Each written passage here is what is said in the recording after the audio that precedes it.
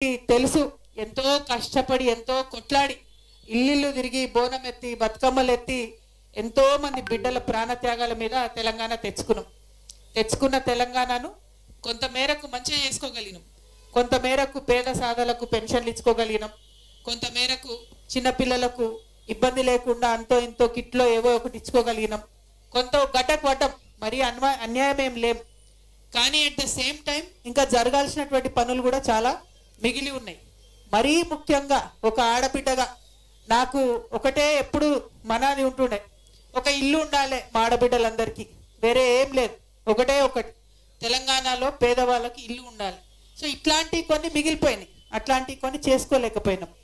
ఇవాళ మనం తెలంగాణ జాగృతి నుండి మీకు తెలుసు దాదాపు 19 ఏళ్ళ నుండి రకరకాల కార్యక్రమాలు చేస్తాం.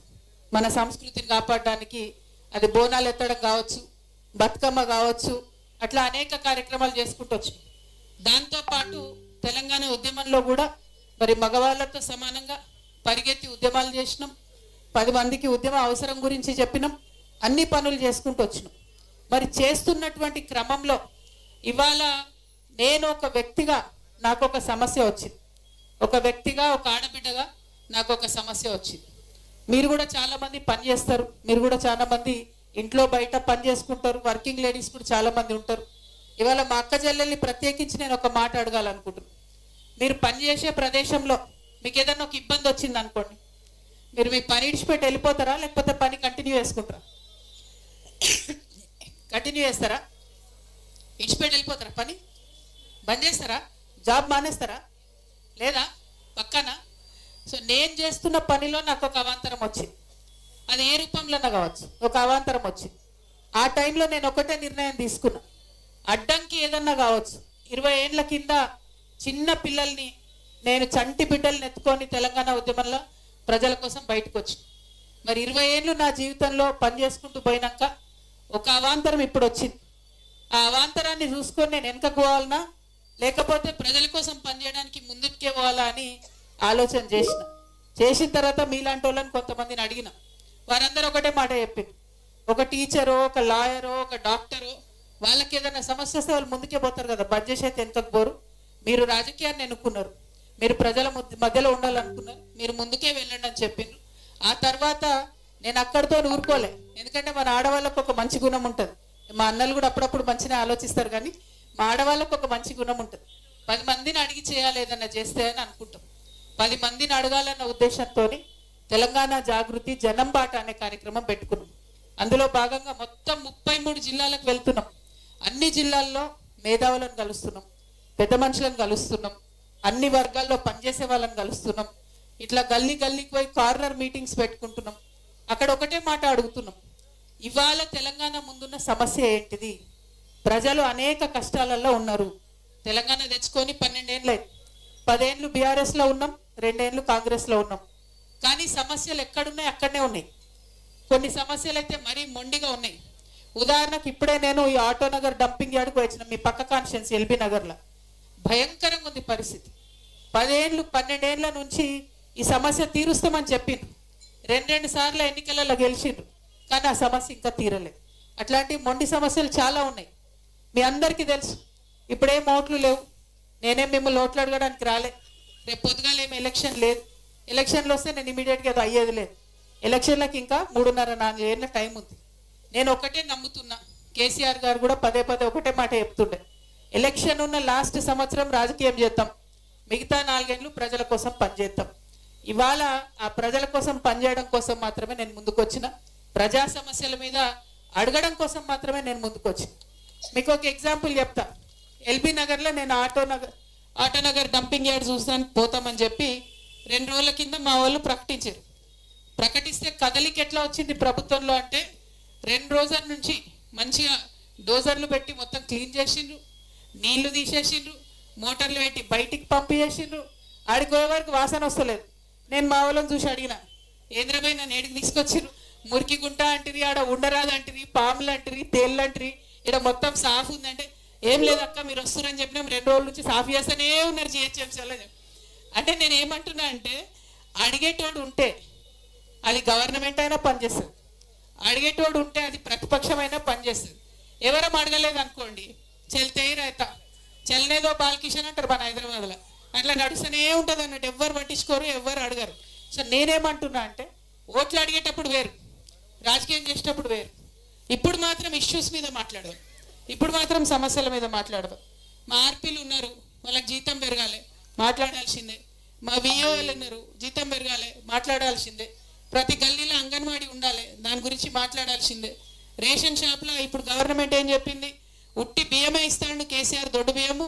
మేము వచ్చినాక సన్న బియ్యం ఇస్తాము, చక్కెర ఇస్తాము, పప్పు ఇస్తాము, ఉప్పు ఇస్తాము, నూనె ఇస్తాము. ఇంత పొడుగు లిస్టు చదివిరా లేదా?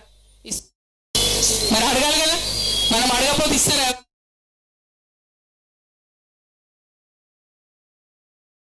సిటిజన్స్గా బాధ్యత కలిగినటువంటి తెలంగాణ బిడ్డలుగా ఖచ్చితంగా అడగాల్సిందే. ఈ ప్రభుత్వాన్ని అడగాల్సిందే, మనకు వాగ్దానం చేసినటువంటి ఎవరినైనా అడగాల్సిందే. మేము జనంబాట కార్యక్రమంలో వెళ్ళి వస్తున్నటువంటి సందర్భంలో ఎక్కడ చూసినా కూడా గుంతలు ఉన్నాయి రోడ్లలో. చిన్న చిన్న గల్లీల్లో అయితే పట్టించుకున్న దాఖలా కూడా లేదు. మురుగునీరు వస్తుంటే కూడా పట్టించుకున్న దాఖలా లేదు.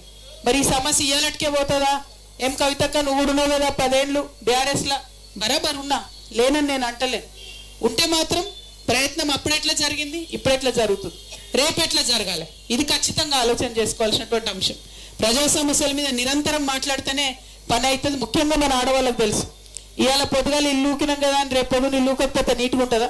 కంపల్సరీ ఇవాళ ఇల్లు ఉడిస్తే రేపు పొద్దుగాల కూడా ఇల్లు ఉడవాలి. ఇవాళ నీళ్ళు పట్టుకొస్తున్నాం కదా రేపు పట్టుకురామంటే నడుస్తుందా? ఇల్లు అయినా అంతే, ప్రభుత్వమైనా అంతే. రోజు చేసే పని అయినా రోజు సమయం తప్పకుండా, పద్ధతి తప్పకుండా చేస్తేనే ఇల్లు బాగుంటుంది, ఒళ్ళు బాగుంటుంది, గవర్నమెంట్ బాగుంటుంది. అది జరుగుతలేదు కాబట్టి ఎవరో ఒకరు అడగాలి. ఇలా బీఆర్ఎస్ పార్టీ ఏం చేస్తుంది మీరు అందరు చూసారు. మొన్నటిదాకా జూబ్లీహిల్స్ ఎన్నికలైనాయి, ఇక్కడ ఒక్కదన్నా కనబడరా మీకు బీఆర్ఎస్ నాయకులు? అందరు గాయబ్, అందరు జూబ్లీహిల్స్లో ఉన్నారు ప్రచారానికి. బీజేపీ వాళ్ళు ఒక్కరు కనబడరా?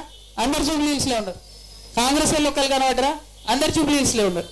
అంటే అన్ని పార్టీలకు ఇప్పుడు ఎట్లయిపోయిందంటే ఎలక్షను, ఓటు, దాని చుట్టూ ఉన్నటువంటి పని తప్పితే మరి మామూలు టైంలో ప్రజల దగ్గరకు వద్దాం, అడుగుదాం, ఏమైతుంది, దాని సంగతి ఏంది, పరిష్కారం ఏంది, ఏ విషయం మీద ఆలోచన చేస్తలేను. 1-2 అంటలేను నేను.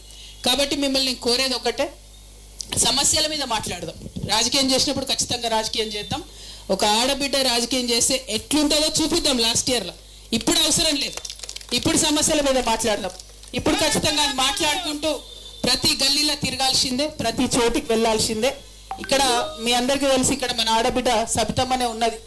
కానీ ఆడబిడ్డ సబితమ్మ ఉన్న కాన్స్టిట్యున్సీలో కూడా చెరువులు కబ్జా అయిపోతుంటే అక్క మాట్లాడలేదు. వాళ్ళకు సంబంధించిన మనుషులే కబ్జాలు పెట్టి ఫంక్షన్ హాల్ కడుతుంటే అక్క మాట్లాడలేదు. మరి ఎందుకు మాట్లాడలేదు? అడగాలి కదా. తెలంగాణ వచ్చింది సబితక్క మనుషుల కోసమా? తెలంగాణ వచ్చింది రామన్న మనుషుల కోసమా? కాదు కదా. తెలంగాణ వచ్చింది మనందరి కోసం. అది చెరువు భూమి, ఊరు భూమి ఒక మనిషికి ఎట్లా వస్తుంది? ఇవి అడగాలన్నా వద్దా?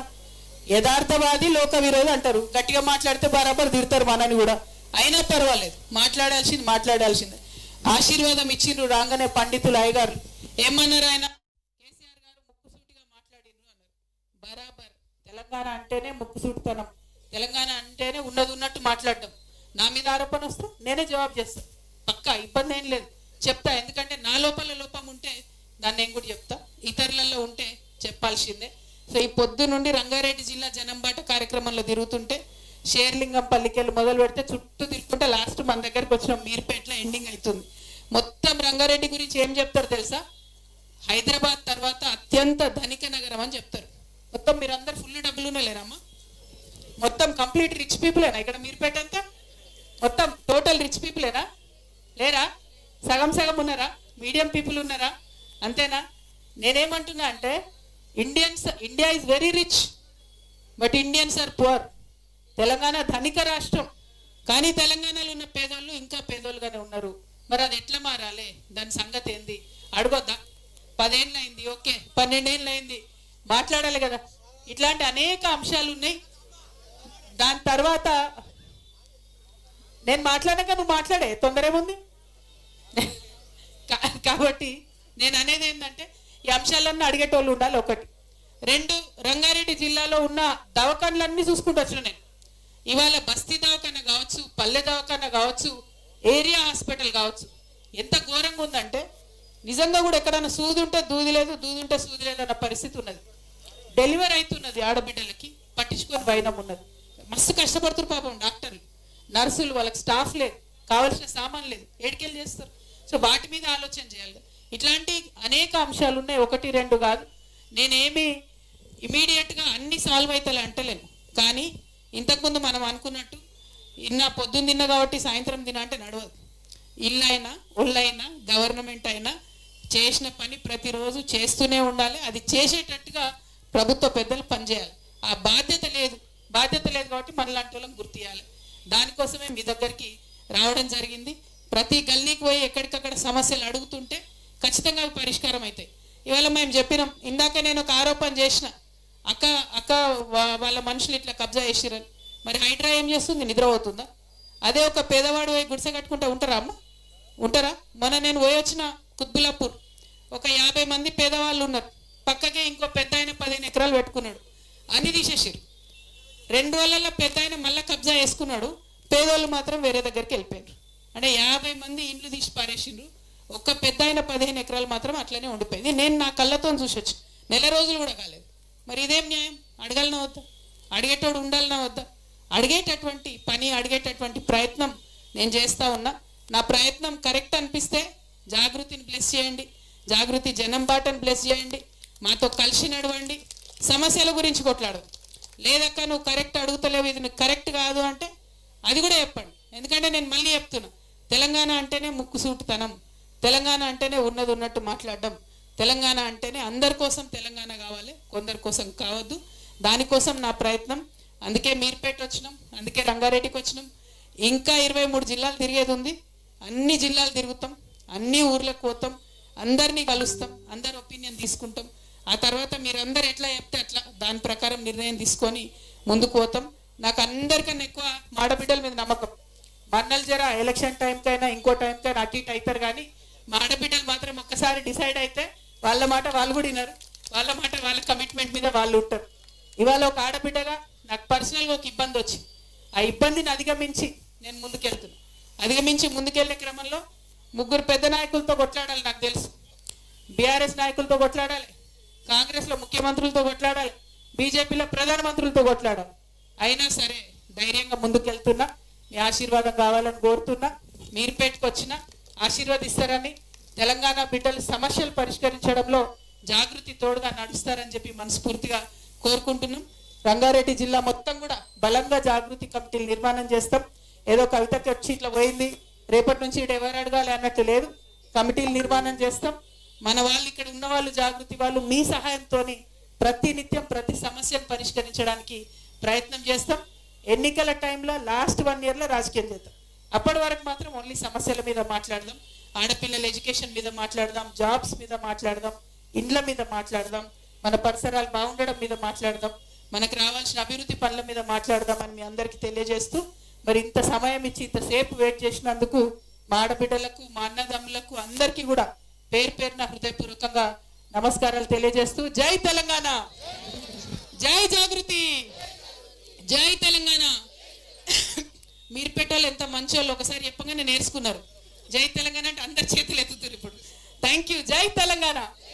థ్యాంక్ యూ అమ్మా.